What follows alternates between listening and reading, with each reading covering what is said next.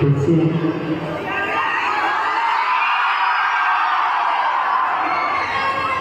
अच्छा लगता है मुझे देखना।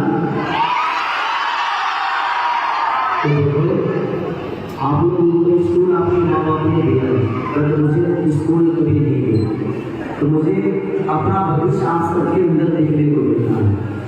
तो मेरा नाम रोशन करोगे ना? इस स्कूल का नाम रोशन करोगे? आप सबको अपने देश के लिए, अपने राज्य के लिए अच्छी काम करना है। तो अपनों से प्यार करो और ये ज्ञान की मंदिर है, यहाँ से कुछ लेकर जाना है, कुछ गंवा के नहीं जाना, ठीक है? तो आप लोग हमारे देश के भविष्य हो, हमारे राज्य के धरोहर हो, क्योंकि हमने जो नहीं पाया वो आप सबको पाना है, ठीक है? तो कोशिश करो कि आप भी अपने जीवन में इसे ऐसे ही सर पे खड़ा होकर और दुनिया को संबोधित करो। और इस वीडियो का नाम है संघर्ष 2।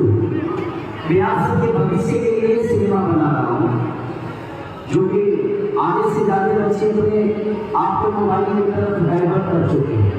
तो आप लोग मोबाइल से दूर रहिए, अपनों को याद करो और अपने इस याद के मंदिर को याद करो, अपने इस पढ़ाई को याद करो, अपने भविष्य को याद करो, क्योंकि गेम और मोबाइल